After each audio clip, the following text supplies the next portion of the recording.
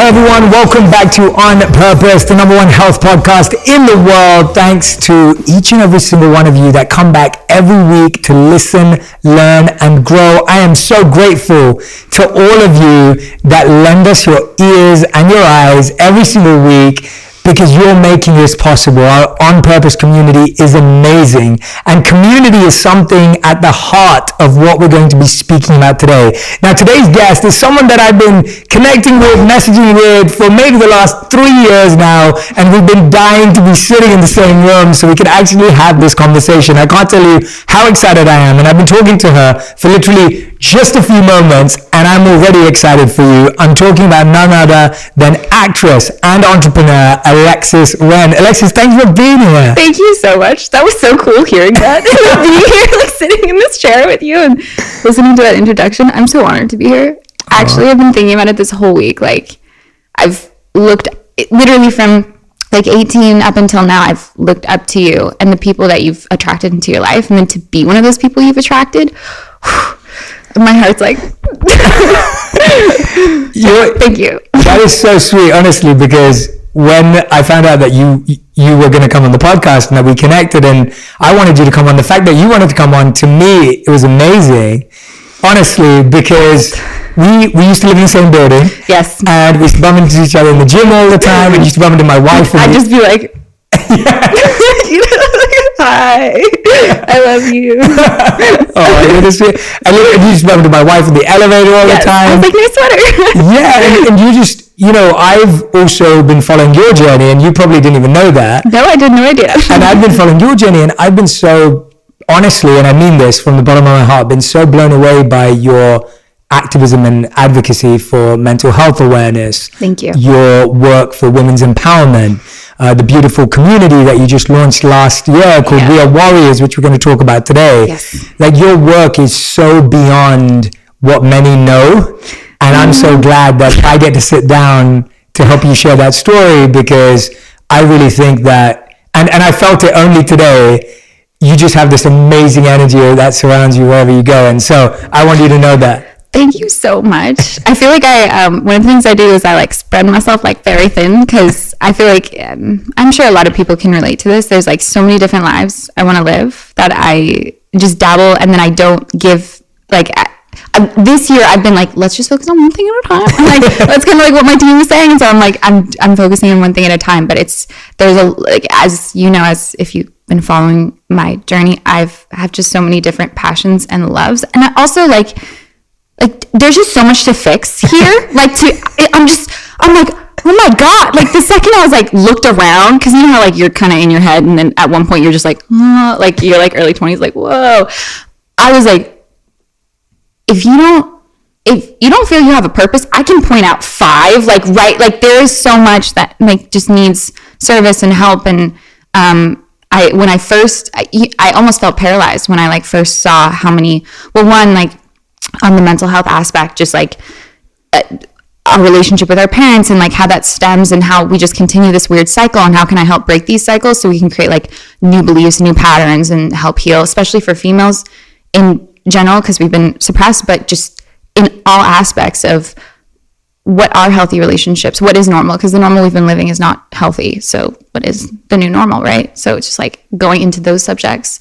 And then of course, like I'm like, Earth, oh no, I didn't even know, I'm so sorry. And like going into like plastic pandemic, and like, and then learning how the thing that has blessed me so much, social media, has actually been hurting so many people, and that of the girls that have been following me, and it like broke my heart. Just like, there's just so many things that broke my heart, and it almost like when my heart broke, I was like, well, there's a path, and then I just would keep like going through those things, and then I grew up as a model, and that was like all I knew, and so my self-worth was very much on like, well, I'm pretty, and that's my offering, like I'm pretty, and so I felt very scared, because I was like, I want to just like reach my hand out of this box that I've been in.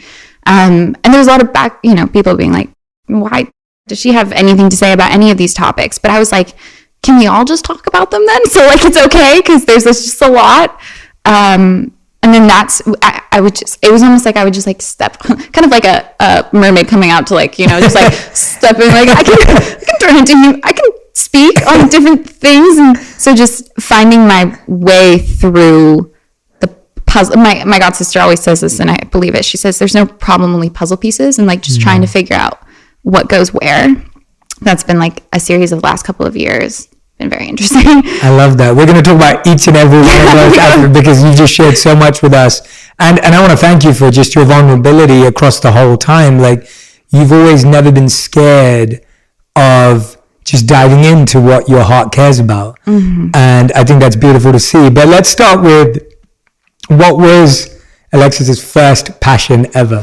When was the first time you felt that passion, that interest, that curiosity about something, back to when you were tiny, like whatever age you want to go to? Yeah, I mean, so I was homeschooled my entire life. I've never set foot in a classroom. And so that really gave me the opportunity to just like go deep into like my own creativity. And you know, it was the three girls all being homeschooled, so there was a lot to handle. My mom. Are you the eldest or the youngest? I'm the middle child. And your parents decided to do this with three girls? My mom. My dad was like, okay. My mom was like, I'm doing this. She was very... I feel like the term woke is very much overused, but she, back then, like, I mean, she homeschooled herself through college. It was very, very different back in then. It was just not accepted. I spent so much time being in front of the camera, like creating music videos. Like, it was all I wanted to do. And because I wasn't around, the only people I was around were the people that accepted me. I just went full force into whatever creative thing I was doing. And it was really interesting because my mom, she was obsessed with being like, what are you interested? And then we'll learn subjects based off of that subject. So for instance, I fell in love with ballet. That was I would say that was my first passion. And she was like, hey, we're going to learn history through ballet. And so there was just this like, desire to learn that I was just super accustomed to. And so when I would talk to my friends being like, oh, you're going to school, what are you learning? And they would just like roll their eyes and like hate it. And I didn't understand that because I was like, that's what we're here to do, is learn. Like, and it's fun. It's like so exciting. So I was very blessed to have that kind of an upbringing. Your mom's genius. And my mom, that's amazing. God, the more in my adult life I'm just like, my mom was so aware. Like it's, I'm like living, we'll get to that part, but like I'm living for her now as well, because everything that all of her beliefs I'm fulfilling and like hopefully just like carrying her legacy. But with ballet, it was a love at first, you know, because you're a little girl, you're like, I'm gonna dance on the cardboard box, and like I would like perform little things for my mom. Is that the ballerina voice? Yeah, I don't know what voice that is. You're gonna hear that voice a lot. Yeah, I've been hearing it. Like in that conversation, I love it. It's great. I don't know where it comes from. But, and so my mom was like, "Okay, you want to do this? You want to do ballet?" So I studied for 15 years. I'm still studying now. So I would say now 24 years now I've been studying. But like it was, I stopped around 16 because.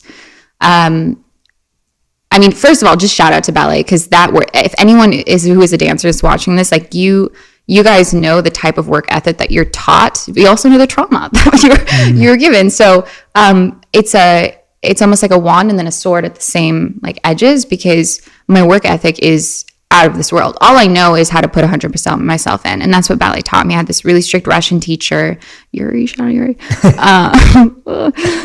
and it was just, I was constantly like, please, I just wanted to please. And so I got into this deep people pleasing habit. And that stemmed from my first passion, which was very interesting because it bled into everything else that I fell in love with. And then it almost like, and this is so interesting, and I was just reflecting on this with a friend last week, it reversed all of the work that I'd done in my homeschooling years to create my own identity. It almost, because it's like, if you're constantly like, do you like what I did? I can do it different. Let me know. Like, I can be better for you. You start to lose your identity.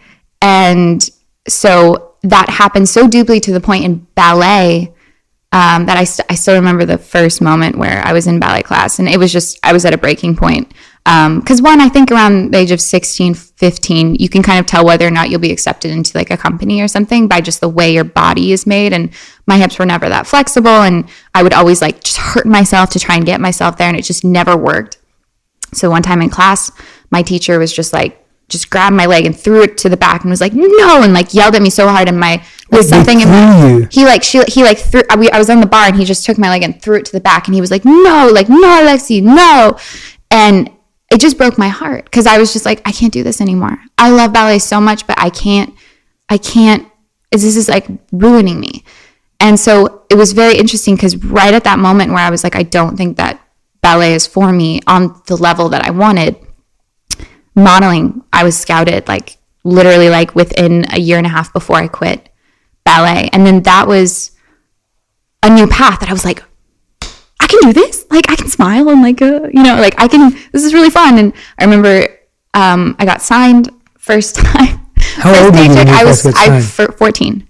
Wow. 14. And it was like 15 was around the time I quit ballet. Yeah, I was like 15.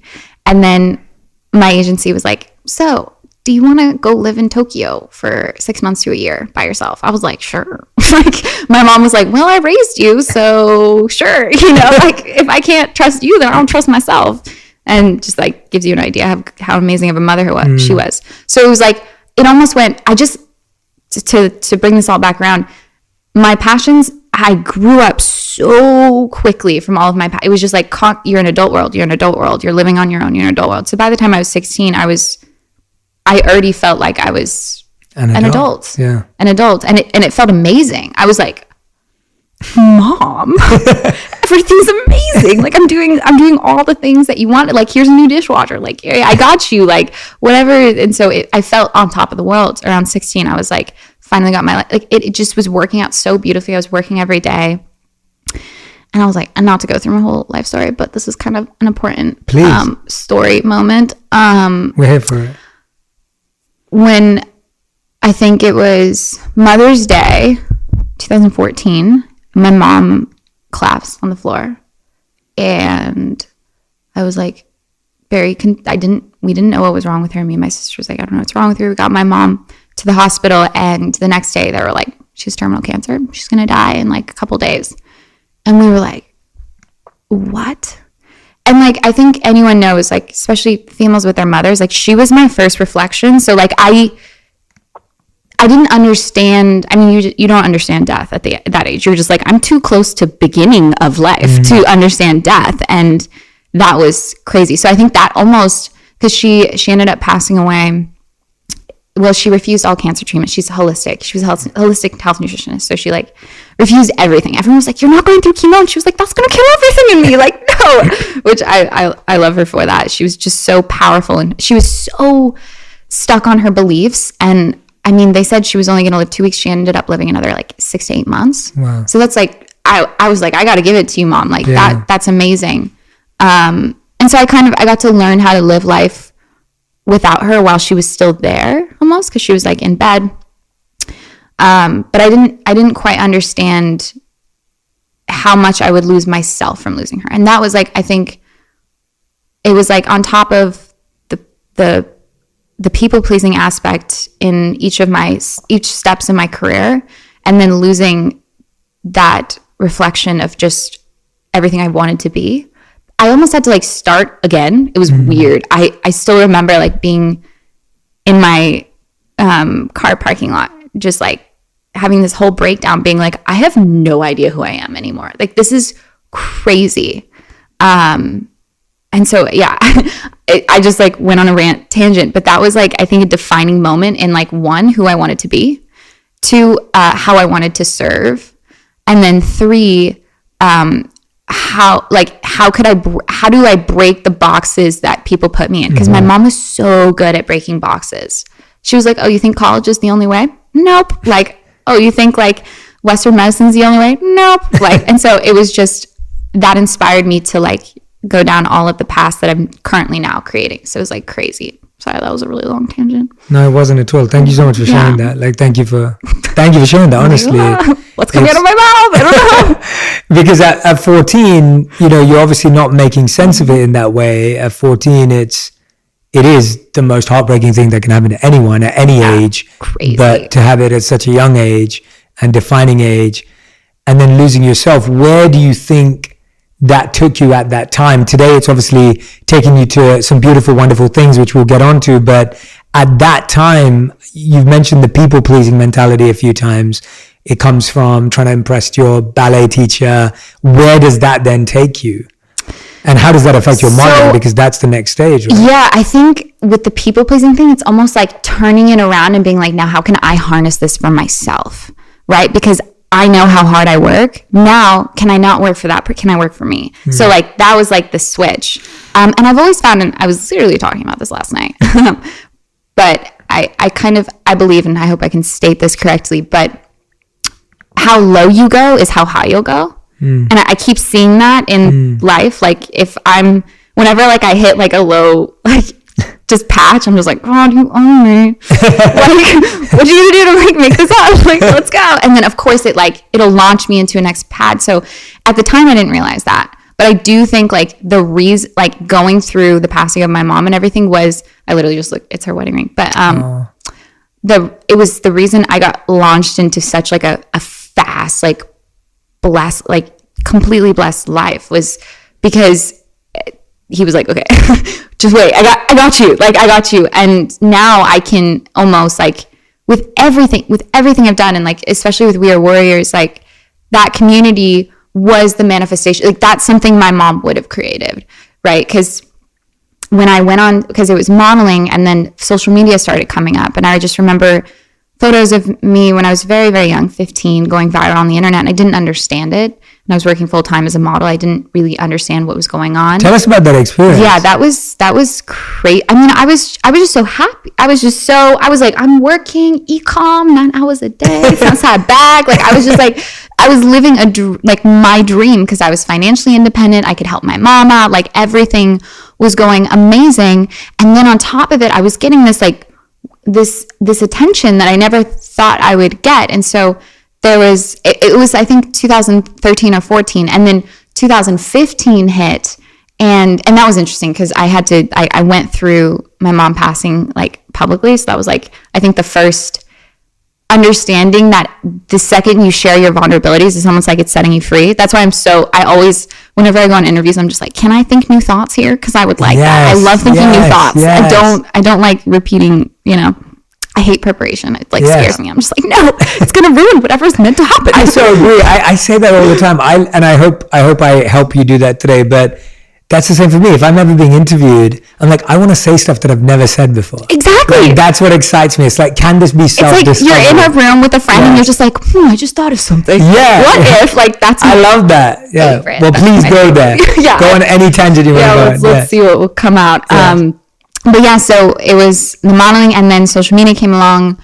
Instagram started blowing up. I started traveling with an ex-boyfriend of mine. We were super, super young. The reason we connected actually was his mom passed away from cancer as well. So we had this really deep connection. I would call it a trauma bond now, but it was very deep. And so we started traveling and picking up this attention. And so one of the things, I can now look back at it as an adult and be like, well, I was trying to like put him in the place of my mom, and I was trying to make him take care of me the way my mom did. And so it was just like, it was not going to be a stable relationship, right? And so, and then we didn't know what love is, right? I think around those times until right now, I'm learning what love is to me personally. And so finding who matches that same understanding of connection.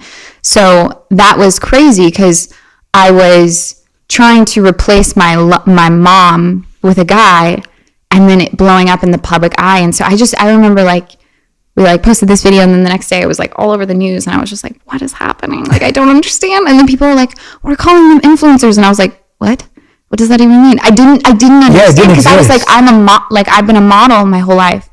And so it blew. And I honestly, like, I wish I could tell you more about what happened during those years, but I think I've fully like disassociated. Like, you know how like with you just like, I've disassociated like between like 2015 to 2017. I don't really remember much, but I just remember how quick everything happened. And it was just like playing this, it was my first time, I don't want to say it was my first time acting, but it was my first time playing a role.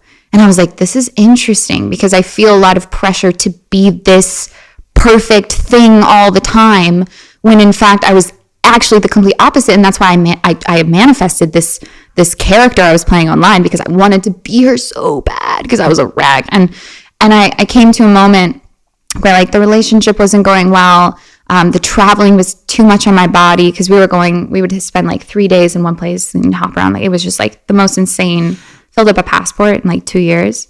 So it was a lot on my body as well. And I just remember it was my body that gave out first. And my mom always told me to listen to my body test myself, always say my name over again until I can hear myself again. Like, all of those things she's taught me, but I forgot all of it. I threw all of her knowledge, all of her wisdom away. Tell us some of those things. Walk us through some of those that you let go of, because I think they'd be really powerful for people listening. Okay. So one of the things that she always, whenever I would hang out with a friend, I would come home and she'd be like, "Are you there?" I was like, "What do you mean?" And she was like, "You sound like Sophia. Are you on Sophia's identity right now? Say your name."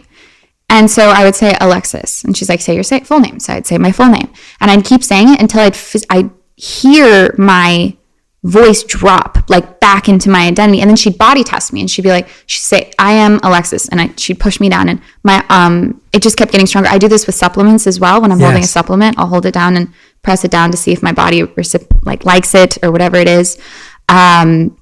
She was a firm.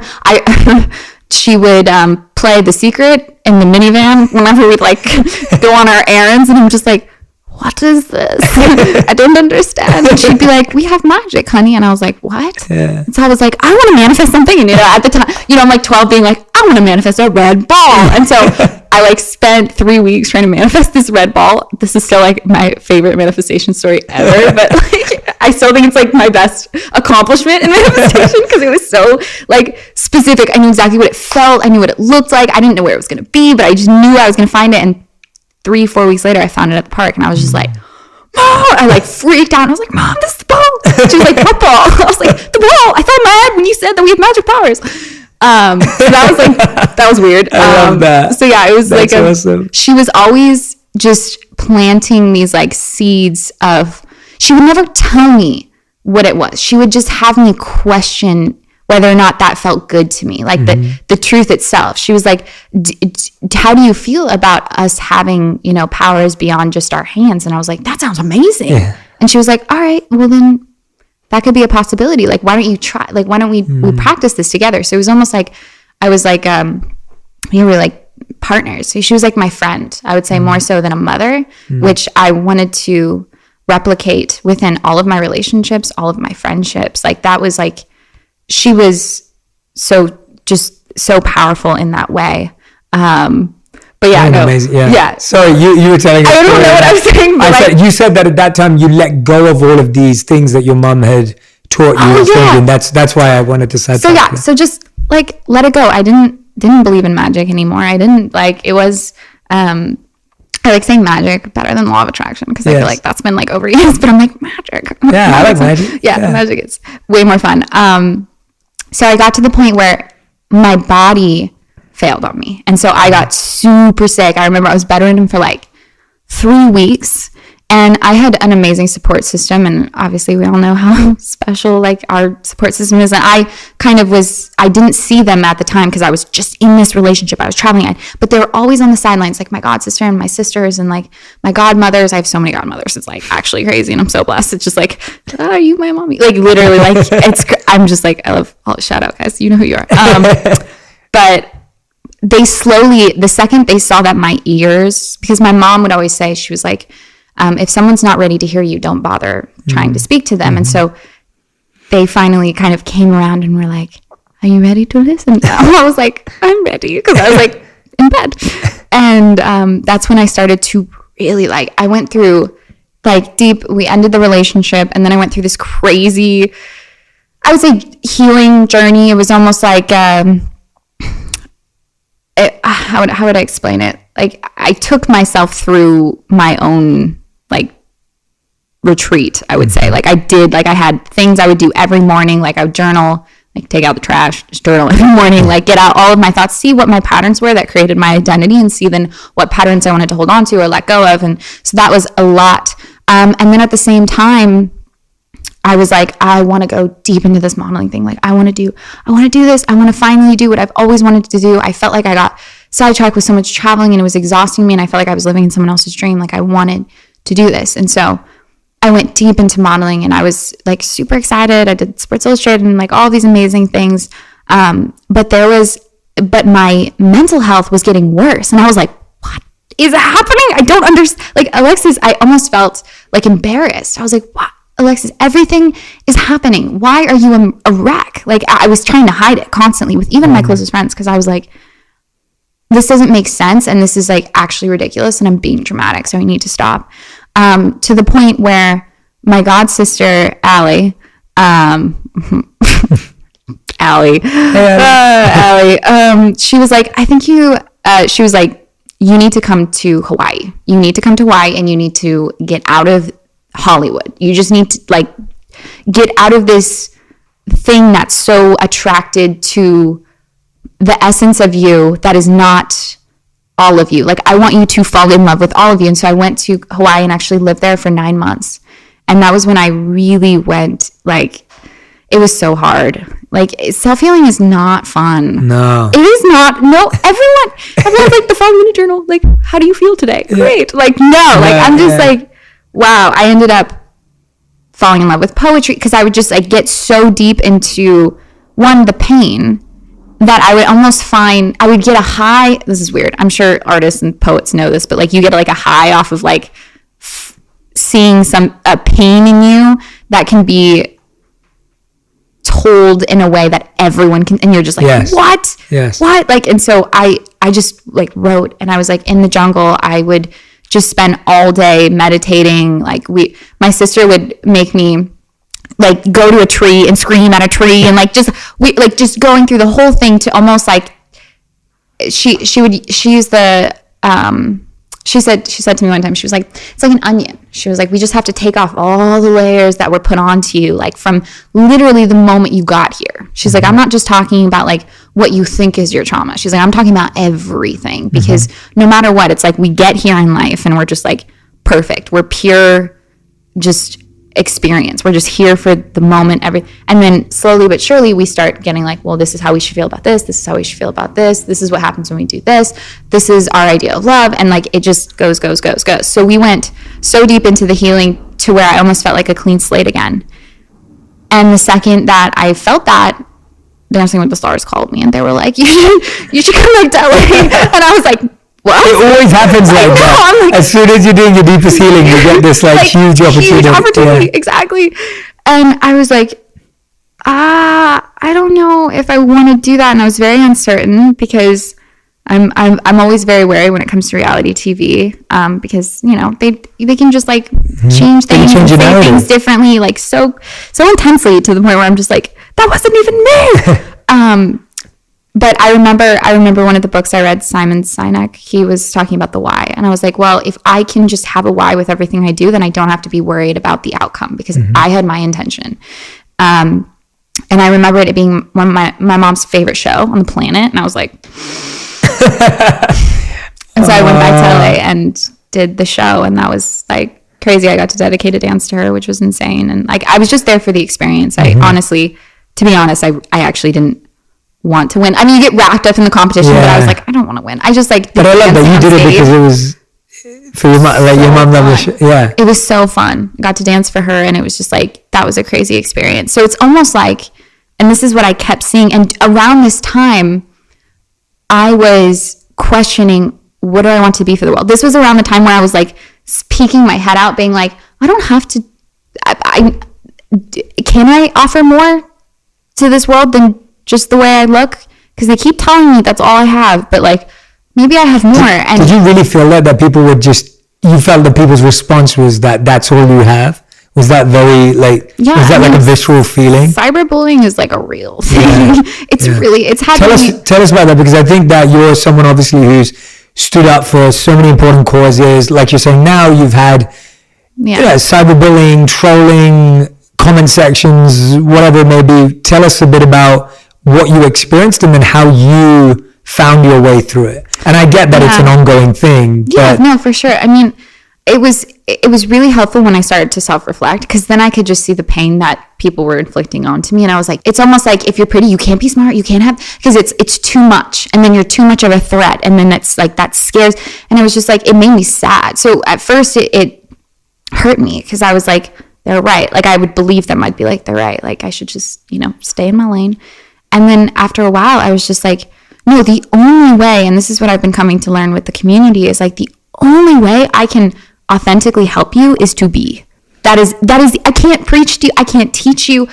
I have to be it. Mm-hmm. And if I want everyone living and knowing that they're multidimensional beings and knowing that they can do so much at the same time, then I have to honor and see that in me. And that's terrifying, because then that means I actually have to like stop leaning, because they were right. I was leaning on this thing of like what society was telling me that I was. And so I almost had to like take off my like training wheels and just be like, you're on a bike now. You're going downhill. We have brakes, you're not using them yet, but like this is what we're doing. And that's when I started to figure out like, no, I don't want to conquer the world. I want to like help it. And then how can I serve? Because whenever I think of my idols and just people who I look up to, you know, when I was younger, it was like the Victoria's Secret angels. And now for me, it's like my godmothers. Like, oh my God, you guys are in like actual warriors, like true warriors. And so why do you think that changes? And obviously Victoria's Secrets themselves have gone through a massive evolution recently. But why do you think that changes as you grow older? Because I think that's something that a lot of young adults, teenagers, and then when you become an adult, you start looking at your family differently, your parents differently, their sacrifice. Well, yeah, because I feel like you start to just like actually see them. Like you almost come up to like like you're not just like looking up. That's my mom, one of my things my mom implemented in me was like, you're not, she was like, I would prefer it if you call your friends' parents' names by their first names. Just like do it and see how they feel. I was like, what? So I can call him Mark? I don't have to call him Mr. you know, whatever. And he's like, no, like we're human. Like let's, I want you to be on everyone's terms and I want you to see how that feels. Well, I mean, for looking up to Victoria's Secret models, I still think like what they created back in the day was beautiful, and it was art, you know. It was just like something to celebrate, and it was a type of woman that we could celebrate. We can celebrate all types of women's, but I think it was more so their energy of like, I own this space that I'm living in. And it was new to me because I was growing up in a living situation where my mother was very much so like, she's like, it's like we're the water and she's the tub, and she's like, let me just like form to however you guys need. And so it was very much a people-pleasing complex of just like, I'm going to be everyone's everything and the perfect everything for them, which ultimately is the reason why like I think her health declined, because you can't sustain that. It's unsustainable. And then there was a lot of things that I didn't see within her. So I think for me, heroes are the people that are continually admitting why they're not, almost, if that makes sense. Like, it's just like, oh no, but not, like still being like humble and stuff, but just continuously knowing that there's always something to learn. There's always something you don't know. Like my mom always said, stay teachable, always stay, you never know. Like the person who is like ahead of everyone else is the one that knows that he knows nothing, like is that kind of the vibe. And so that's what I grew up in. And so that kind of energy I started to be attracted to more than just like, I own this space. Yes. It was more so like these people who would sit in silence. And like, that's when I really started getting into like podcasts and reading. And I just went deep into that space. Because the stories, I mean, I think at heart, I've always been a storyteller. Like my whole life has just been a series of stories that I can. Your mother sounds like an amazing storyteller. Absolutely. And so listening to people's experiences was the best way that I learned. And then I started to look up to those people. So it changed from like, this is the image that I want to perceive, to like, these stories inspire me, and like, that's why this person inspires me. So it changes over time, it evolves. And like, thank God it does. Cause like, to be honest, it's exhausting only thinking you're known as your looks. Like that is like actually the most soul exhausting thing, because you constantly are in this state of fight or flight. And it is like, I've been starting to say this affirmation. I think I started about a month ago, but I always say like, my looks are the least interesting thing about me. Like I say that all the time. I'm just like, this is like not what I'm focusing on right now. It's not what I don't care. Like it's a tool, but that's not what I will rely on. That's not what I want females to rely on. That's something I want them to celebrate in all image, all size, anything, celebrate it. But it shouldn't be like something to lean on. Like that's the unhealthiness. And so when I created Real Warriors, I can just like briefly touch upon this.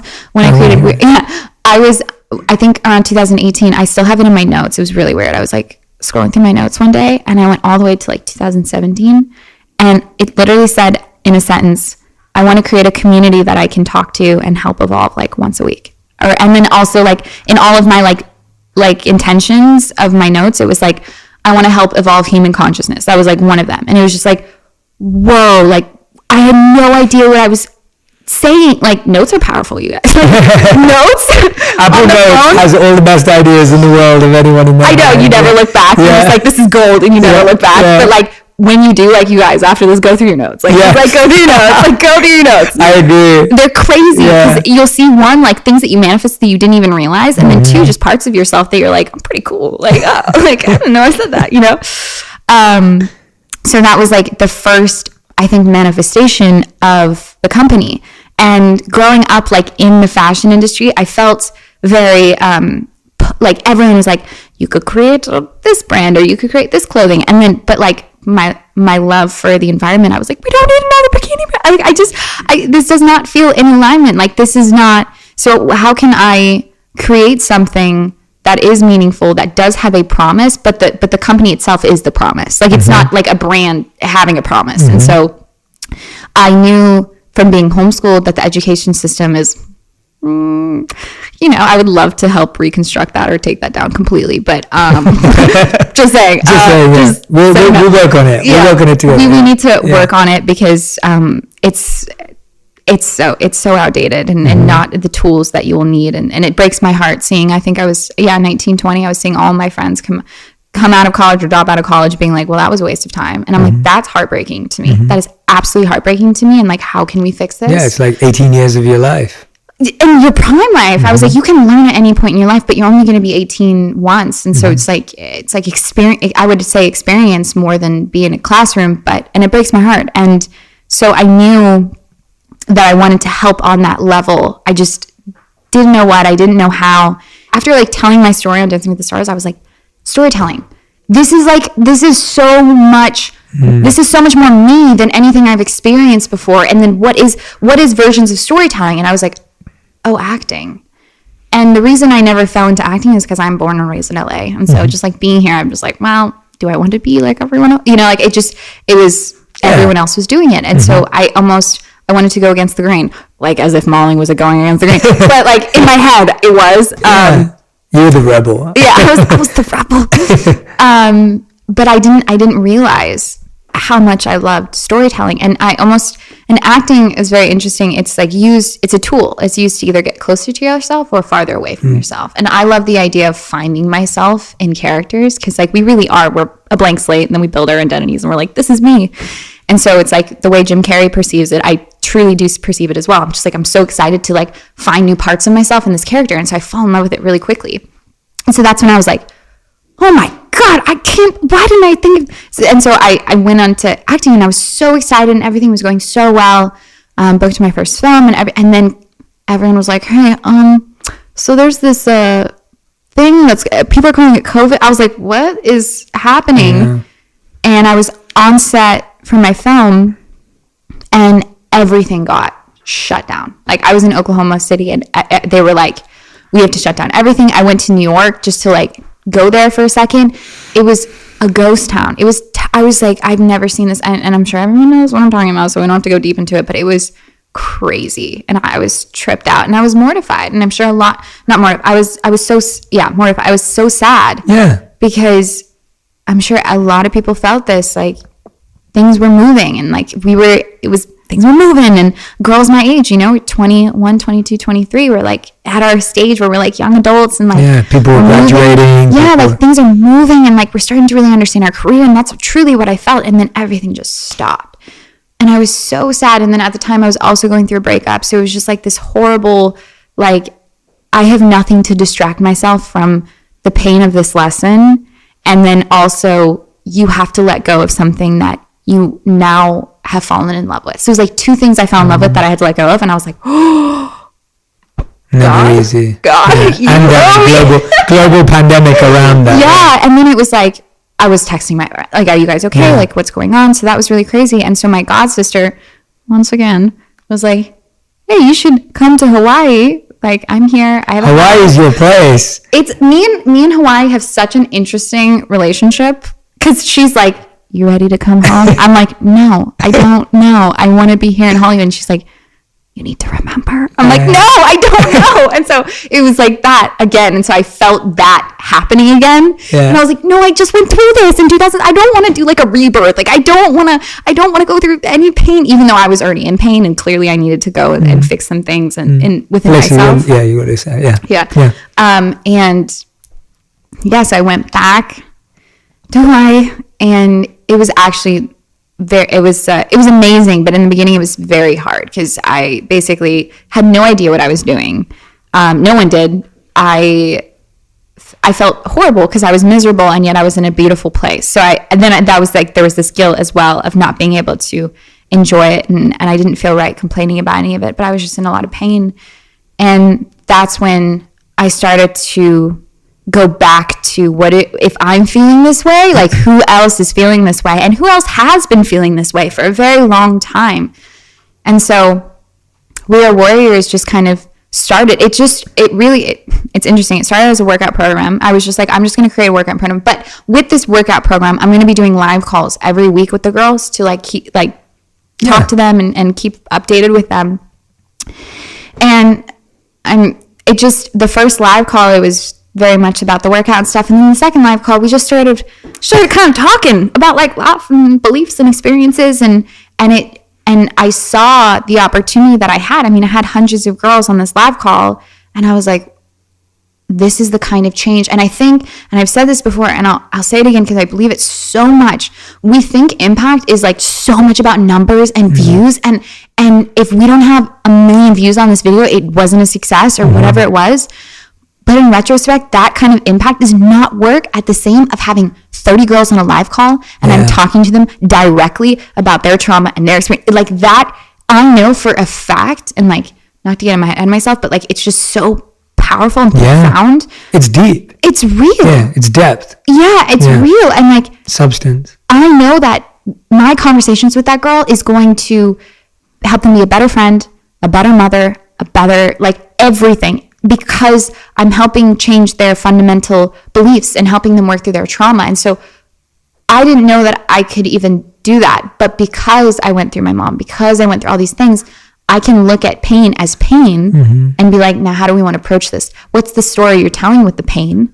And then what is the actual pain? And so like separating the two and then figuring out how we heal both of them, it's very interesting. And so I felt like there was something there. And so I just slowly started to grow it. What I love about that though is that I think what you just showed though is sometimes you just have to start. Yeah. Like you don't know exactly what it's going to be, but if you really care about it and you're present, it's going to teach you how it needs to evolve. Exactly. And now, not to talk about numbers, but to show how much it's grown. It's like you've got over 3,000 people in over 70 countries.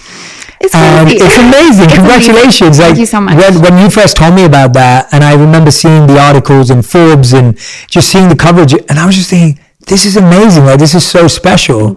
And today when I'm here listening to your background and your mother's coaching of you and schooling of you, and I can see just how present she is and her wisdom is in your life. Sure. I'm so excited for you to be sharing her through this as well. And that's what you said, that this is what she would have done. Yeah. Tell us about what you're doing, and you're like, oh, this is what my mom would have done. Like, tell us a bit about that. She has taught me that it's not about trying to help 1,000 people. It's like, it really, and this is so cheesy, but like I keep saying it to the girls as well in the live calls. I'm like, you guys, if you can just make someone smile in an elevator, life will be a lot better. Like, we're at the point where it's just like, let's just enjoy this experience. Like, I know that there's a lot going on, and I understand that, and we need to help where we can, but we're all suffering. And so we should look at that. Like, suffering is like what we connect on. And so then how can we break through like the veil? Like, if I can just like crack a joke and make someone laugh, like almost like break the character of like, I'm just the guy delivering food. Like,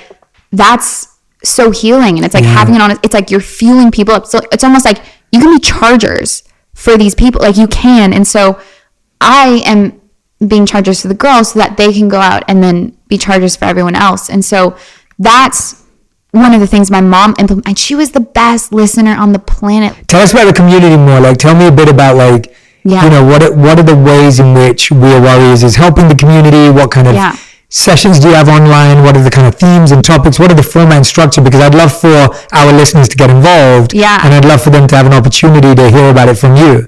Yeah. So We Are Warriors, it's like a educational / personal wellness community. So I think communities are the future of social media, or at least I hope so, because then it's like a group of people having a common goal that they can accomplish together. And I think like communities with goals is like a very powerful thing. And that's what I've been seeing. And even being homeschooled, I was in a community of homeschoolers. So it was just like very powerful. So We Are Warriors, it's a set of different challenges each month. I like the idea of challenges because it gives us a finish goal, like a finish line.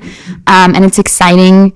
And so, for instance, like last month, and we tackled different subjects as well. That was one of the things, because when I think personal wellness, I think there's like a 365-degree approach. And I do think fitness is a huge thing for girls, just having the motivation. Like fitness is like keeping up with my routine and my body has been the reason I am who I am today. And I understand that, but we think of it as vapid. We don't think of it like it actually creates, it sets up the day for me.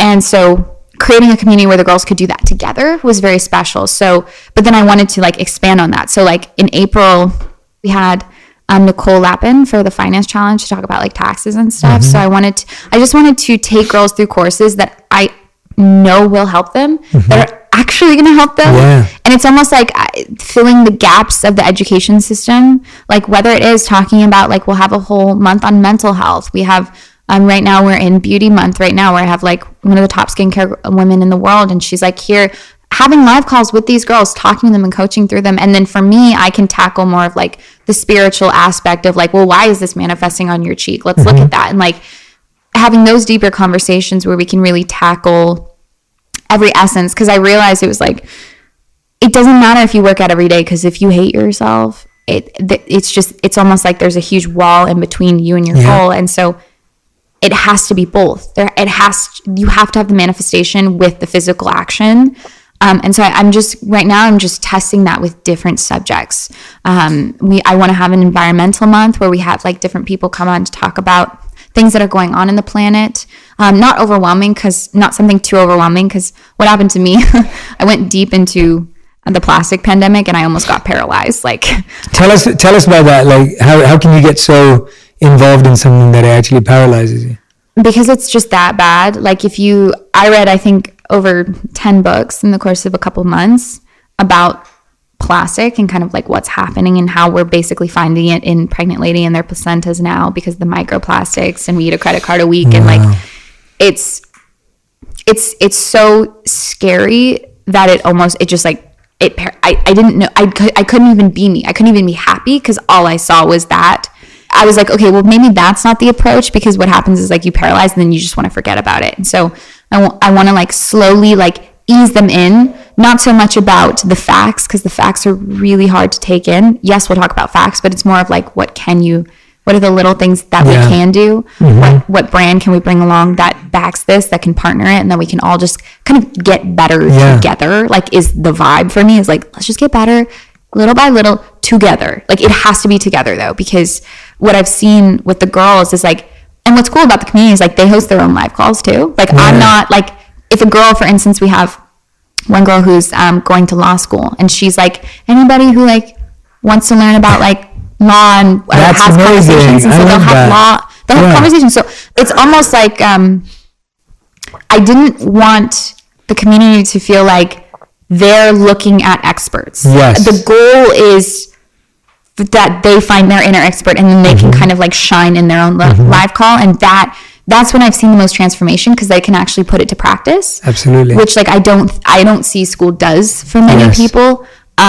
So that's the transformation that we've been seeing, is just one, the connection that these girls have is actually crazy. I'm so honored to be a part of it and like facilitate the space for them to be all best friends. And two, like the goal is to like create physical events, and like really, I really think that entertainment and education should go hand in hand. Like I don't understand. I'm like, why do we have like billions of dollars going into entertainment, and yet we can't add like 20% of that into like just Absolutely. put education within the entertainment. Yes. Like it should be fun. It should be exciting. Like it's, like I said in the beginning, like it's what we're here to do is learn and like create, learn, create. It's just like this circle. And so it's like, I don't know, finding how to reignite their passions is for themselves, like fall in love with themselves and then reignite the passion is really, really powerful to me. And then by helping these girls, like I know that when they become moms, they're going to understand not to give away their identity. Because one of the things that I see in moms, like so much of the time, is they just become mom. And I'm like, no, you're still this girl before you were mom. And you're still, and I think one of the things that I wish for all of this to help is to make sure that these girls continue on with who they are, and then it's like who they are, and then they're all of the subcategories, all of the characters that they play go below that. Because I've seen it too much in marriages, like the female just loses her identity and then becomes resentful. It's what happened in my family. I've seen it way too many times with the people around me. I'm just like, how can we heal this? And this is like actually an ongoing conversation in my head. So it's just like, yeah, no, I'm really glad you brought that up. I'm working on my second book right now, and I talk a lot about how, in a partnership, in any relationship, the goal is to always help each other find each other's purpose. Exactly. Because if you're not doing that, like when I think about me and my wife, when I met my wife, I was quite clear about what I wanted to do. And she had loads of talents and skills, but didn't quite know what she was going to do with them. And over the last 5 years of us being married, she's really come into her own, and she's really growing and flourishing and thriving, and it's been beautiful to watch. But I fully agree with you that you can't think that, oh no, but your purpose is just to do this, or your purpose is just to look after the home, or your purpose, even as whoever the role is, doesn't matter what gender you are, but the idea of, oh, your purpose is just to make money for the house. Like that's not a purpose. Like we all have so much more to do. So I love that you brought that up. Because you get lost in your role. Yeah, you get lost in your roles. That's like a real thing. And that's what I'm learning from acting as well. I was like, don't get lost in your roles. Like, don't do that. Like I've heard people do method acting that have actually lost relationships in the real world because of that. And so when I hear that, I'm like, wow. Exactly. Well, it's a great example of what we do in real life as well. Because I do think like at some point with like a long-term relationship or friendship, whatever it is, it's like you choose to have them come with you. And if you're not choosing that, then the relationship didn't work, not because it was like you didn't bring them along, or they didn't, or you didn't see where they were going and wanted to come with them. It is, as much as like we love the butterflies and we love all that, this is a team partnership. Yes. Like if you go, we go. Like, we go. And you can't be someone's purpose. No. Like don't try and make it like, no, I am your purpose. Like what I do is your purpose, and my purpose is the same as yours. It doesn't work. It doesn't work like that. Like you can't project your purpose onto another person and expect them to just want to live for that. Exactly. And then this is all of these things I've been learning recently, like in the last couple of years, especially with like going through like so many public relationships and having that be, oh God, public relationships are terrifying. Oh my God. I was like, I'm good. After my last public relationship, I was like, I'm good. I'm so good. I'm going to just be me in my own little world. No one gets to know. Because not only are you creating roles in the relationship, but now you have the public creating characters of the people that you are. So it's like you're fighting, like it's like you're having conversations with like 4 different versions of the person you're dating. And you're like, oh my God, like. And half of them aren't even real. I was like, it's like a foggy mirror. You're just like, hello. So that's been really interesting. And then I always feel that relationships are the best reflection as to where you are, right? Because they're just like, I'm just your walking reflection right now. That's why we're in this together, right? So I always get excited because I'm starting to just meet so many amazing people. And I think that's like what I've been learning as well, is just like, there's no villain anymore. It's like we can stay together or we can leave in good faith and good heart. And like, it's not, in high school, you're just like, they broke my heart. What? Now it's just like, all good. Like you did me a service by leaving because you were being disservice to me and you for staying because you didn't feel. So it's like at the end of the day, it's all perfect. Like it's all perfect. Yeah. And then trusting that, like. What helps you trust and accept that when most of our minds hold on to but it could have been like this, because I feel that's what it is, right? It's always this battle between imagination and reality. And a lot of us prefer our imagination, but then we have to, and then we have to deal with reality. And I read something, actually, I want to read this to you because I think you'll like it. Oh, let me find it. I have to read it to you because I don't want to mess it up. You know, it's when you like try and say something, you mess it up. So this is by Johann Wolfgang, and he said, few people have the imagination for reality. Ooh. And I read that, and it literally, like, it really, that's like, there's something, it packs a punch where I was like, few people have the imagination for reality. And I was thinking, wow, like, I think my imagination's good, but if I had a really good imagination, I'd be able to accept and trust my reality. Well, you're kind of like, I'm a great storyteller, and the universe is like, sit down. Sit down. You can tell it later once it's over. You can say it's yours, but it was mine. Like, that's like fully like what I experienced. That's beautiful. I love that. You know, it's like, sit down. Like, you write it while I create. Like, you know what I mean? Like, you remember it. You tell the story. It's ours, you know, but it's mine. But it's ours. You write, I let it. Yeah. And so, like, that's kind of the relationship that I always see. And per your question earlier, imagination and reality, I always, at this point with heartbreaks, I don't see it as heartbreak anymore. I see it as growing pains. And that's sometimes even worse because you're just like, I was good. I was good with just this. Like, I don't want to grow. Like, I'm good. Like, I'm tired. I just want to like watch Netflix and chill. Like, I don't want to evolve anymore.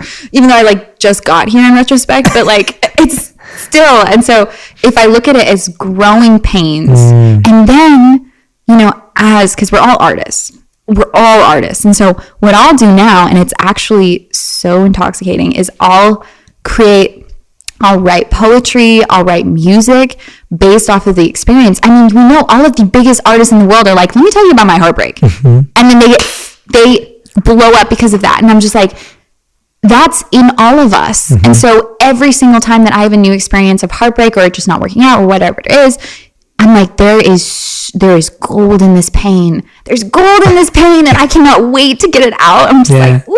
So I get this weird, like I get heartbroken, and then I get really excited.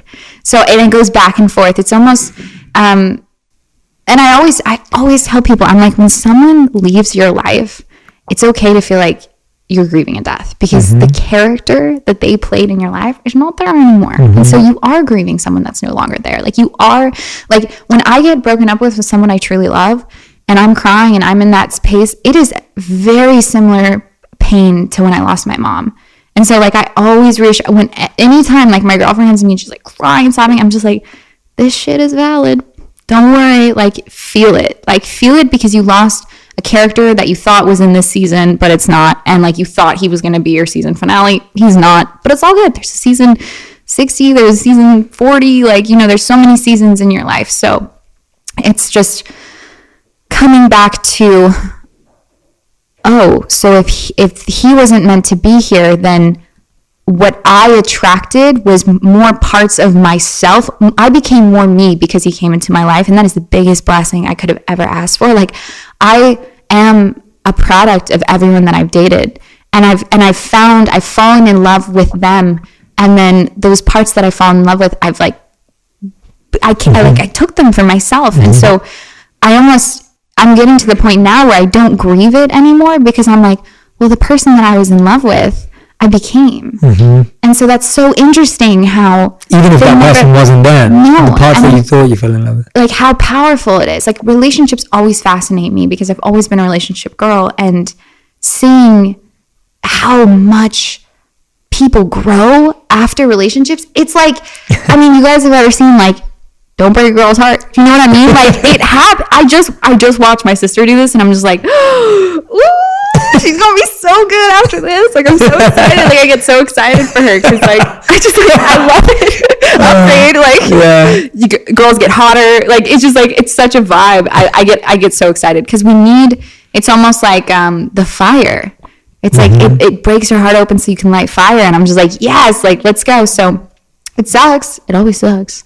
But once again, like, back to that same belief that I had, like, the more he pulls you back, it's like a slingshot. He just like launch you forward. So I just, at the beginning of 2020, I was just like, oh, this is painful. This is painful. I wonder what's going to happen. And now it's like, I can honestly say I've helped more people than I ever would have imagined. And I'm also like playing with this belief, and like, I think all companies should, is like, can we just like stop this idea that like a company or a brand living forever is success? Because it's not like, it's not sustainable. Things evolve. And so I always tell myself, I'm like, whether this company stays, whether it does, that's not the point. That was never the point. The point is I've helped, I would say, over now like 10,000 girls, truly, like actually help them, like speaking to them, talking to them one-on-one, and that I will carry with me, they will carry with them. Like, that's good enough. So it's like, it's almost like, this is good enough. It's okay. It doesn't have to last forever. None of these things have to last forever. I feel like we're so, in companies in general, even though this is a community, but like companies, it's like, we're so thirsty to just be the monopoly. And I'm like, no. Yeah. What is this world going to look like if we're all trying to be monopolies? We can't. Yeah. Like, are you good? Are you safe? You have a roof over your head. You can host people. Like, you're good. You're good. Like, now how can we return the favor and do more? And it's like, so I that's kind of where I'm at with We're Warriors, is like, it will continue and it's going to be amazing, but the impact is already there. And I'm so honored to like have that impact on them, you know? It's just because it's so real. No, I'm so glad that you're owning that and accepting that, because I can agree with you more. I think we're fascinated with longevity and lasting till the end, and even in relationships, you stretch it out far longer than it needs to be, just because we think end means failure. Failure, exactly. And you're so spot on that the impact, the end is insignificant, really. It's all about what's happening right now in this place, right today. Yeah, I forget. I'm like, it's right here, fam. Yeah, if you're making an impact. Yeah, if you're making an impact on all of these women today, and they're impacting each other, and you're empowering them to also become their own experts and discover their skills. I mean, that's beautiful. Yeah. Exactly. And I'm so glad that you made that point, because I think our obsession with making something last is unhealthy. Everything. Yeah, it's unhealthy. It's unhealthy. It's unhealthy. And you're only 24. Yeah. Right? I know. Yeah. Yeah, which is amazing. Yeah. Like, that's the insane part here. I feel like I'm speaking to the oldest soul in the world, and then I have to remind myself. And that's such a wonderful thing, because, you know, you're carrying your mother's energy in such a special way. Yeah. It comes through. It's like, it's so clear that, you know. And it's cool too, because like, for anyone who's lost someone, y'all have a speed dial up there. Like, you guys can just like, I literally am like, Mom, and she's right there. And so I'm like, you have the strongest connection to the other side, or whatever you believe. It's really, truly whatever you believe, because I'm pretty sure all of this is made up. I mean, we're just like, I'm sitting on an idea right now, which trips me out sometimes. I don't know, like, it's weird. But it's like, we have such a deep connection to the other side because we have that person on the other side. And so I utilize that as much as I can. And whenever I forget, I just like, I'm like, how can I remember? How can I remember? I think that's where I am right now. I will, it's always the environment too. So like, I'll choose incense, I'll make lights, candles, and I'll just sit down and I'll remember. Like, whether that's just sitting in silence, it's helping me remember, or just writing until something else comes out. That's what it's, or talking to a friend about it. Like, I think and I think we're all at that point where it's not so much you're learning something new.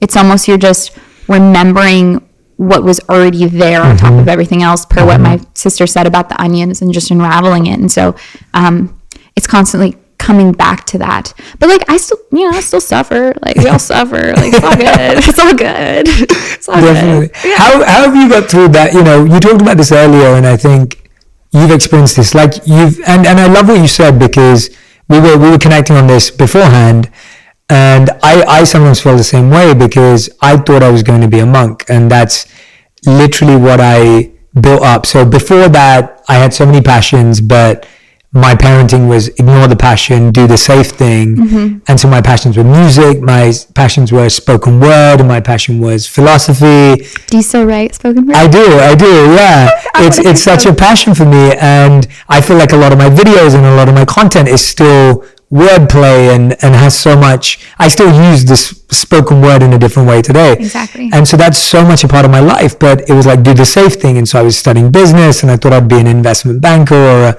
consultant or whatever, any of that stuff. And then I became a monk. That became my dream. And mom, dad. Yeah, literally, like from all of that to that.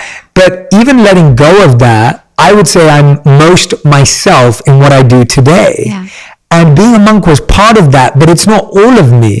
And being in media, which is what I am now, is not all of me. It's a part of me. And then being in the world of business was a part of me. It's not all of me. And I think you are so right that we limit ourselves. We feel society limiting us, and we feel we have to choose to be one thing. And I think that the fact that you're 24 years old and you've allowed yourself to continue to do this, and you still do today, I think that's so wonderful, because I think a lot of people stay stuck until, again, wanting to make something last. Yeah, wanting to make something last. And like every single thing, and I will say this with absolute certainty, like every single thing that any of you guys have been doing that you feel like was the thing and then it's not, it is serving what your thing is. Like ballet, I spent literally almost 20 years every day, 4, 5, 6 hours a day. I would be on point and my feet still hurt, you know. Like it's just like, but because of that, it's translated into storytelling. I know how to use my body. My work ethic is insane.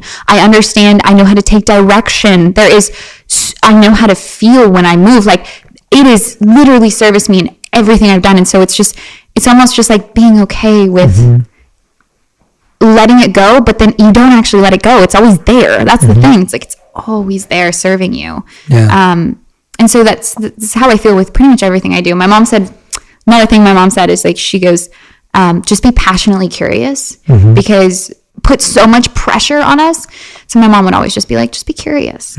Like, just like follow your curiosities. And if it doesn't lead you anywhere, just be like, oh, that was interesting. And like go over here. And so that's what I do. And like, given I still of course have big dreams, but like I let my curiosity take me. Like, and I don't, the big dream is not the goal. It's like the little moments that get up to it. Right. So like when I'm having a director meeting and I'm like talking to them about a role or whatever it is, it's like my intention in that call is to make the director feel good, not to get the part.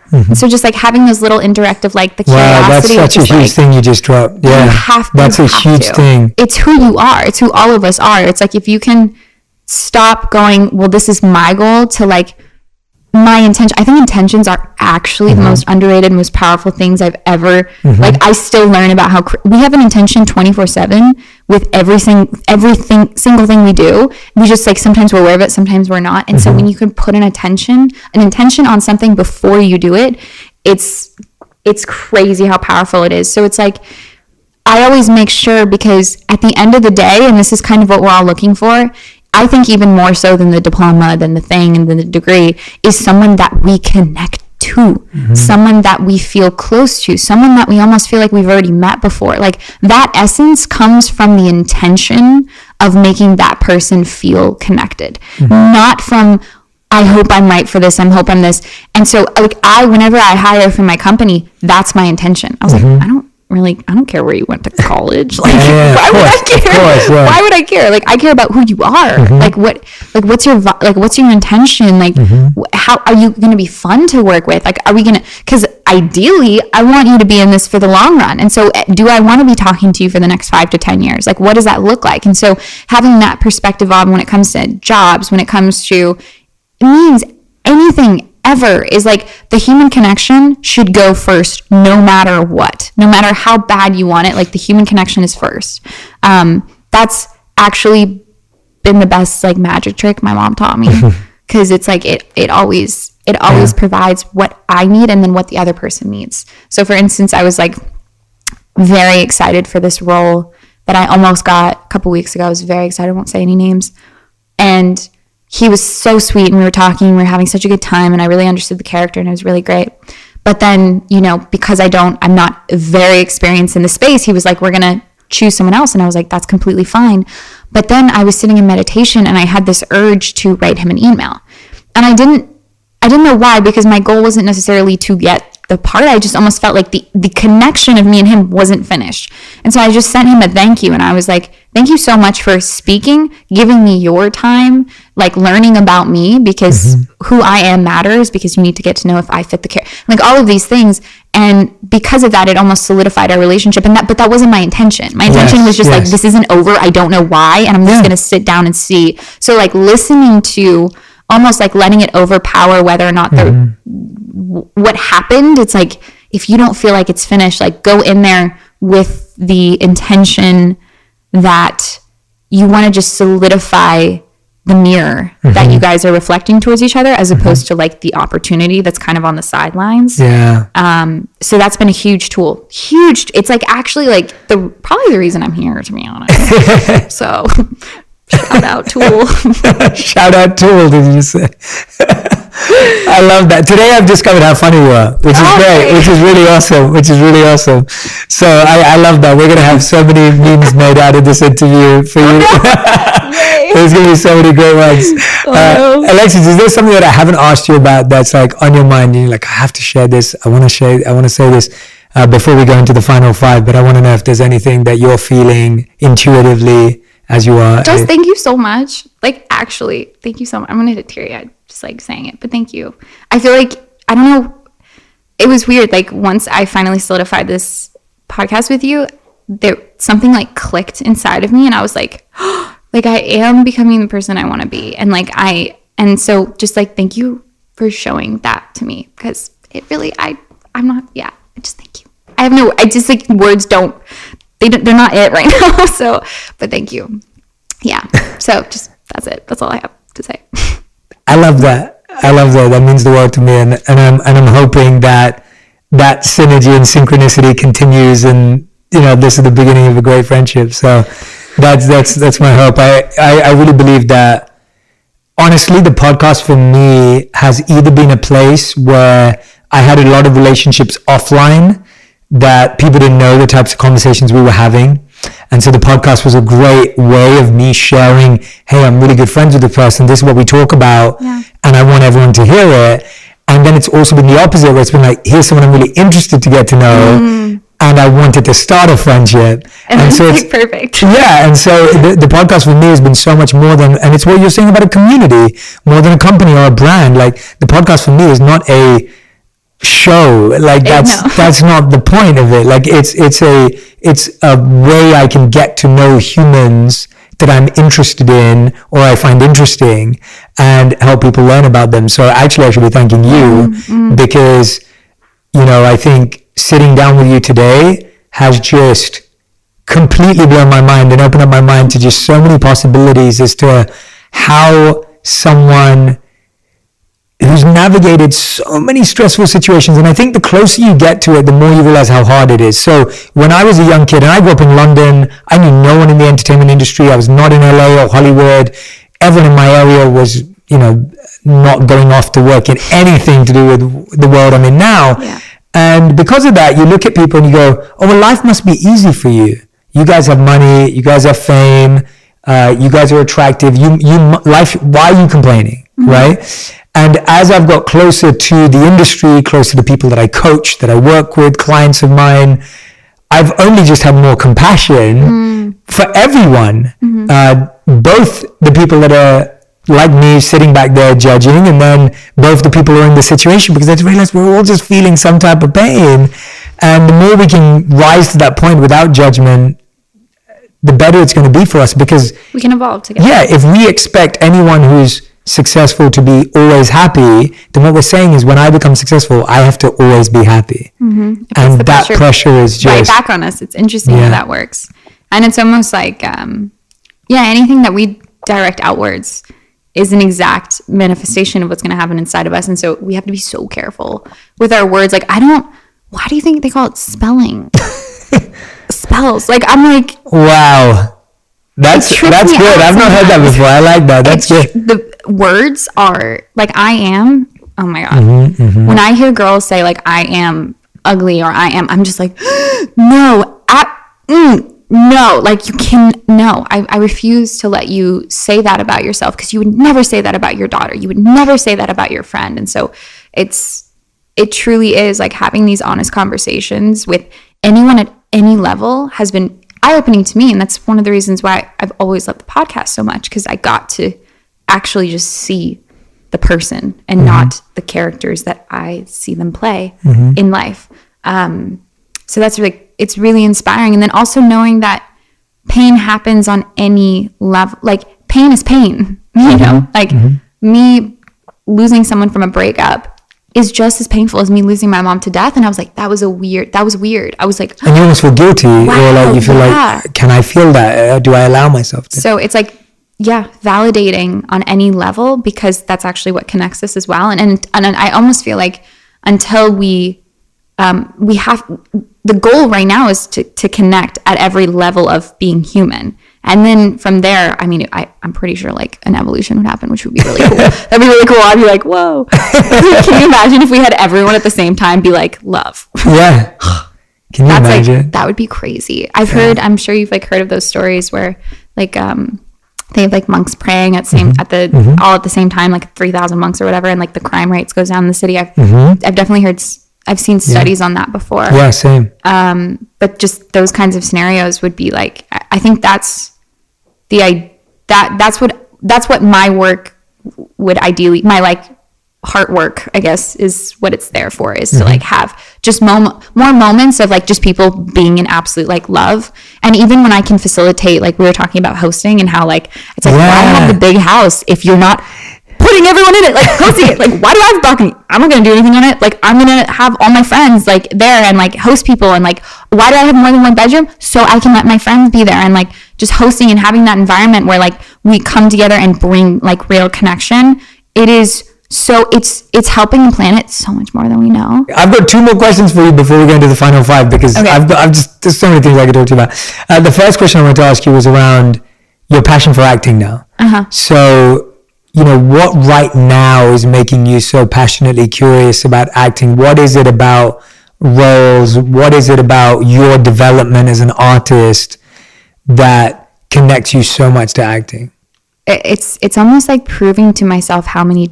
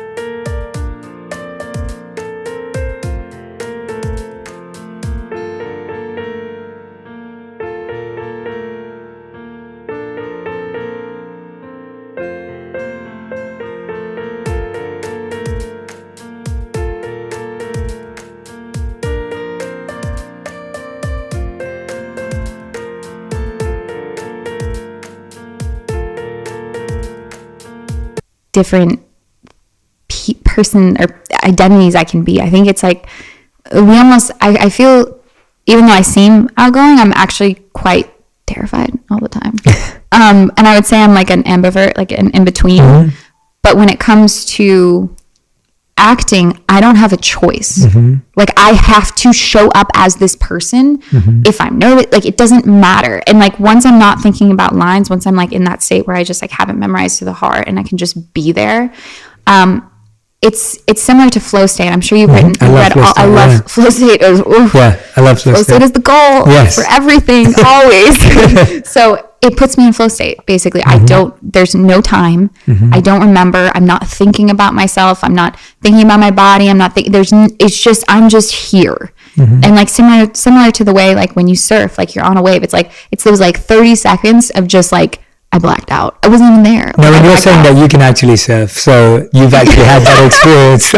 Like most people use that analogy, but we've never surfed. So, but you actually surf. Like, anything, yeah, just like any. But you can actually surf. Yeah, I can surf decently. Not good enough to the point where I'm like that guy in the surf being like, where'd you catch my wave, bro? Right. I'm like, but just those moments, like, I think I'm just searching for those moments in my life. Like, I'm just like, when am I going to forget time here? Am I going to forget time here? And so acting is just one of those things that I've seen is such a powerful, and also it's best because I get to lose track of time with another person. And I feel like connection is so strong for me. And so it's like, I remember, oh my God, this was such a cool moment. On my first set, it was an older actor. He's been around for a long time. I'm sure you know him. I don't remember his name, but he was very, very kind. And we had a scene together where he was kind of just like getting in my face about something, basically saying that I like wasn't worthy or I don't know. And I was just like, I got this, I got this scene. Don't worry, guys. And he was like getting in my face. And I just remember a moment where like we like lost, I just wasn't there and he wasn't there. And it was just a pure moment. And I wasn't acting and I was actually feeling everything. And then afterwards he comes to me and he looked at me at Crafty's, the little snack area. He was like, you get it. He was like, you get it, don't you? I was like, yeah. And he was like, keep doing it, kid. Like, keep doing it. It's amazing. That's awesome. And he was like, you get it. And he was like, it was almost as if he like said, like, you're closer to source in those moments. Like, and so he looked at me like, you get it. And I just flipped out after, because I was eating banana being like, I get it. And so after that, I was like, okay, this is like what I meant to do for now, I guess. And like, we'll see where that goes. But yeah, I just, once again, like the intention, the paths change, but the intention stays the same. So I think that's what keeps me. Again, love that. I just love that. Yeah. I couldn't agree more. Yeah. I think that's been the challenge for so many people. We try and keep our path the same, and then. But we don't know our intention. Yeah, we don't know our intention. Yeah. Yeah. They're keeping your intention the same and the path changing. Oh, I can so relate to that. So back to those notes. Yeah. Like any intentions that you guys have, like any of it, just write it down. So at least you just know. Yeah. You just know, because I forget my intentions all the time. Of course, yeah. You have to repeat them daily. I repeat them daily in my prayer, in my affirmation. Yeah, exactly. At the beginning and end of the day, I have to. Exactly. Yeah. And then from there, it almost like, and this may be a weird belief, but I've been seeing this a lot in my life. All of the best things in my life, I didn't work for. And I keep seeing that as a pattern. I'm like, maybe God doesn't want us to struggle. Like the way, like it's because everything that I've struggled for wasn't meant for me. So that's been really interesting, of almost being like, you take the reins. Like you take the reins. I'll create the intention, but you create the story, and like I'll trust the path, and like whatever that is, like let's go, like let's make it fun, right? Because like I do feel like the more you can give to God, to like if he gives you like a red ball, for instance, like like if you have fun and you're playing with it, he's gonna be like, oh, she's playing with it. I'll give her something else. Like and it's just like, it's almost like entertain, like show him or show the universe that like you're so stoked of what it gave you, that it wants to give you more. Like you almost, and like I have a puppy, her name's Angel. And whenever I give her a treat, she's so stoked that I gave her a treat that I'm like, I gotta give you another one. And so like, I almost feel like that's, and then when I walk my dog and she like is not leash trained yet, so she'll just be like choking herself out, trying to like go everywhere. And I'm just like, is this what I look like? Is this what I look like? Oh no. I learned so much from dogs. Also, when my dog is obsessed with a ball. One ball in particular, it's gross. I can't believe she still has it. I'm just like, oh my God. So obsessed with this ball. And I'm like, that is amazing. And literally her only goal with this ball is to give it back to me so that I can throw it so she can catch it so I can give it back to her. Shoot. There's no point to this whatsoever. And so it showed me, I was like, do it just for the act. Like, don't do it for like the idea or the goal or the dream. Just do it. And so like whenever I play ball with her, I practice that. I'm like, I'm acting just because it's fun, because I just do it, or I'm creating this company because it's fun, and this is just what I do. Like it's just fun. And like, because every single time I've gotten caught up in like the huge image of things is like when I've lost sight of my heart's path, and I'm just like, oh. So but the greatness isn't within that path, like for sure, but it's never like the same path as you would see, because it's literally just you playing with a ball, and you're just like, what's the point, God? And he's like, just wait, like just keep doing it for fun. So, like, keep doing it for fun. Just keep doing it for fun. And so and like now that I'm 24, I'm in this adult life, and I'm just like, do I need to get serious now? Like it's weird. Don't do it. I don't want to. It's a trap. It's a trap. And so, but it's so strong. I feel it heavy on me now. I'm like, I need a schedule. I need to wake up at this time. And God's like, no, you're not lazy if you sleep in. That's a belief. Let's get rid of that. Like, no, you're not. Like, did you? No, it's just literally, I am now taking off layers that I just got. I'm like, whoa, what is this? And now that I'm coming into my mid-20s, I'm just like,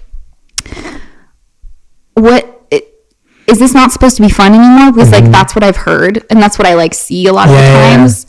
But I just refuse, because it's so inspiring to meet. I have a few friends that are like, I would say like in their 50s or 60s, and they're like children. Having the best time of their life. Time of their life, and everything works out for them. Everything works out for them. And I'm just like, that is, if I'm going to tell a story, I'd rather it be like that. Yeah. I've added play back into my life so much. Like, play is like one of my number one values. That's why I got a dog. In life, yeah. You're going to the park. Yes. Not for the dog, for you, but you're going to the park. Yeah, I just want more play in my life. And there was a beautiful quote by Richard Branson where he said that, you know, you don't stop playing because you get old. You get old because you stop playing. And I love that, because it's been so big for me. I'm at a place in my life where I'm like, play is a huge value, and it sounds insane and people don't get it. I just got back from Miami. I was there for 2 weeks, and we were on a really busy schedule. We were working from like 8 a.m. to 9 p.m. every single day. But at 9 p.m. every day, we'd go and play paddle tennis from 9 to 11. Yes. And I felt like a kid every night, where I was just waiting to be out on the paddle court. And I was just like dying to. Have you ever played paddle tennis? Okay, it's amazing. I'm the biggest advocate of the sport. I've introduced money. But play is just such a big value for me now. Yeah. And even when I'm with friends, I'm like, what can we do that's playful? Like, I've been in crazy things with friends, like archery and like painting lessons and whatever it is, because I just want to play. You just want to play. And it's where we create new passions. Yeah. Play is where we create new passions. Ooh, so like also that. Boredom. I always am like, boredom is so valuable, especially now with our phones and like all of this instant gratification, and we've heard a million times and it's all known now. But like, for real though, like I can't even drive without being like, don't text and drive, but look at all these billboards. Yeah. You know, it's weird. I'm just like, they're telling, and it's just all of this is everything is trying to get your attention. Everything is trying to get your attention, like to the T. And so I'm like, okay, how do I work against this? And it's only going to get probably more intense, I would assume so.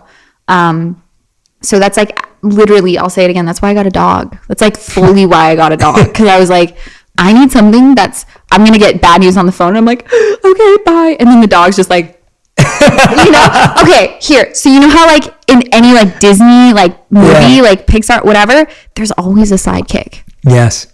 Tangled, the chameleon. Like there's a bunny and the abominable snowman. Yeah. There is always like this really funny comical relief. Olaf in Frozen. Olaf. Yeah. Spirit animal. I was like, I want a sidekick. Like I want that idiot that's just like running and hitting a wall while I'm trying to like do business. Like we need that. Like that's so cool. Yeah. So like movies are so powerful in the way that they like they give us characters to like replicate. And so I've almost like, whenever I watch a movie, I'm just like, I like that character. Like that character is really cool. Like one of the shows that I actually like loved growing up with is Entourage. Yeah. Okay, I've got a funny story to tell you about Entourage. Oh my God. So I was a monk when Entourage was famous, so I never watched it, so I didn't know what it was.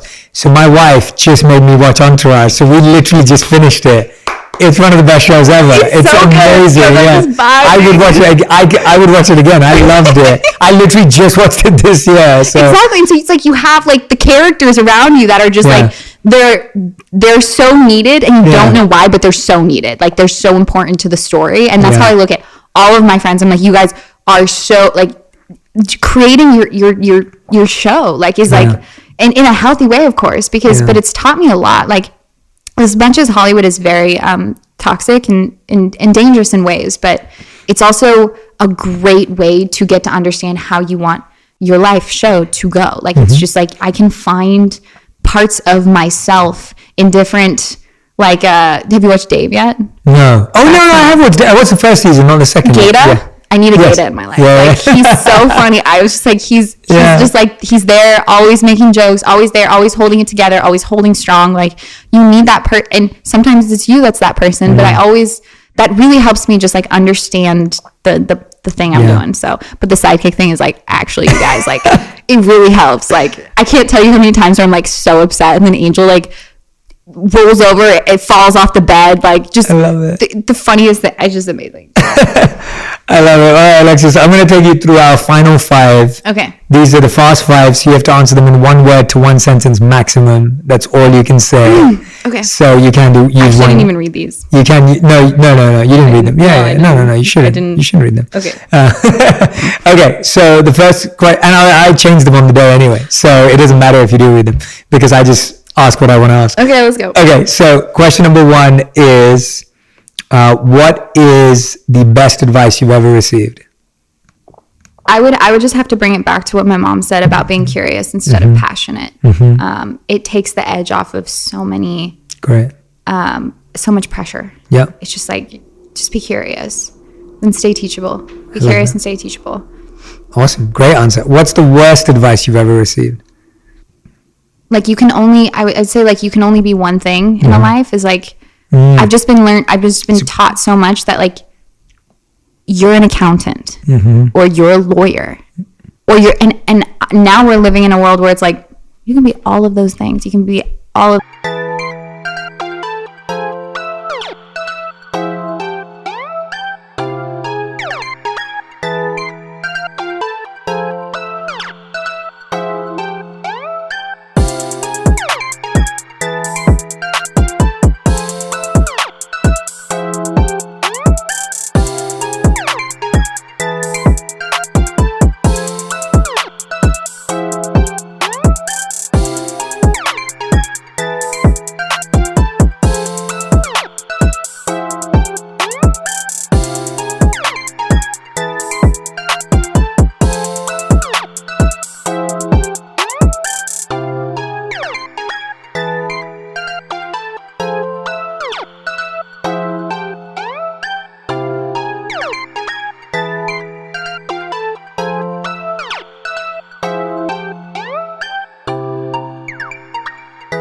those things. And so I just saying, like, oh, you can only be one thing in life is probably the most wrong thing anyone's ever said to me, for sure. That's a great answer. Great answer. All right. Third question. In 1 sentence, explain what is your current purpose or intention? I think my intention currently would be, I almost want to say in this, and it changed honestly this week, is to just share more of myself by learning about myself publicly. I would say, and it's usually because a couple months ago, my intention was like to help evolve consciousness in whatever way. But now I really feel like it's my, and I hope this isn't taken the wrong way, but I'm just really excited to share myself. Like I've worked so hard to be who I am, and I'm not like afraid nor scared to say that I love myself, and I'm really honored to be who I am, and like I'm going to continue to work and continue to be better, but like sharing more of myself without the fear of rejection would be my intention. And so like in all aspects of vulnerability. Yeah. That's a beautiful answer. Thank you. I love that. Yeah, that's awesome. All right. Question number 4 is, what's the biggest lesson you've learned in the last 12 months since launching We Are Warriors? For yourself. Oh, yeah. For myself, I mean, for myself, I would say you are what you've always wanted to be. That's really weird when you as soon as you decide you want to be something, you already are that. It's just about proving to yourself that you already are, but you already are. Like, you already manifested it. And for like the girls, I would say I've learned a lot about teaching and how that works, because I've always been curious of like, how do we teach kids and how do we keep it to stick or keep it sticking when they learn it, and like that the best way to teach is to be the example, and we've heard that so many times. But I've had to personally step up as a mentor and show that it's not about me listening to a story and being like, this is what you did wrong, this is how you should evolve. It's like me being like, hey guys, so, and this is usually how all the live calls are. Hey guys, so today, this happened to me this week.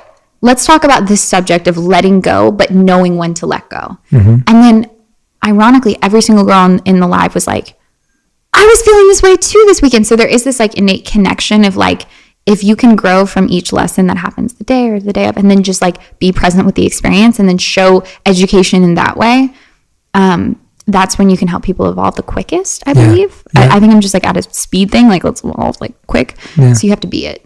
I love it. Awesome. Fifth and final question. Okay. If you could create one law in the world that everyone had to follow, what would it be? You have to go outside at least an hour a day.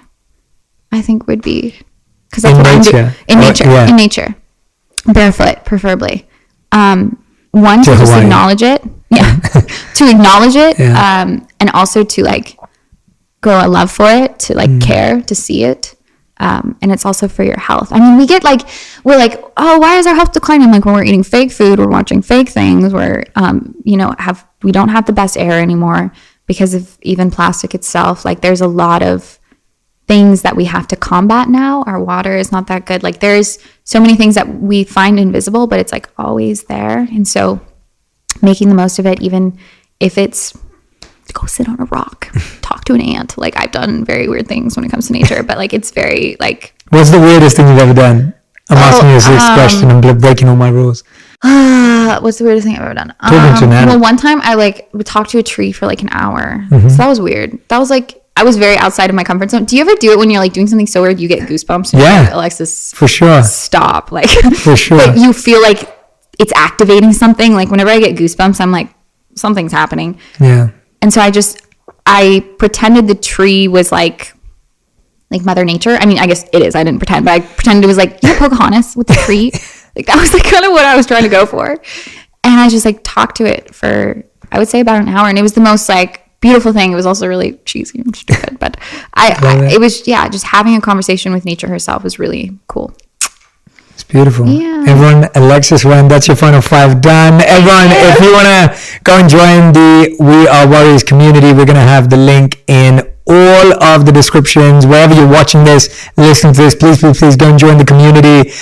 Please tag me and Alexis on Instagram, on Twitter, any platform that you're on, to tell us what you learned from this. I love seeing, and we've been talking about being teachable and being curious. We'd love to know what you learned, what you're curious about, what you're going to practice, what you're going to try out because of this episode. Alexis, it has been an absolute joy to sit down with you. Like I was already looking forward to sitting down with you. I have to honestly say to you, and I'm saying this on air and online because I want people to know, this has exceeded all of my expectations, and I was already so excited about this. So I just want to thank you for sharing from your heart, sharing vulnerably, and with this comedic side that I've never seen before. So I loved all of it, and I really encourage all of you to just follow Alexis and see what's going on, because I'm excited for you. I'm so excited for you. Thank you. And I am so looking forward to being a part of the journey and admiring. Yes, yeah, exactly. And cheering. So I'm looking forward to that. But thank you so much. Thank you, Jay. Appreciate it.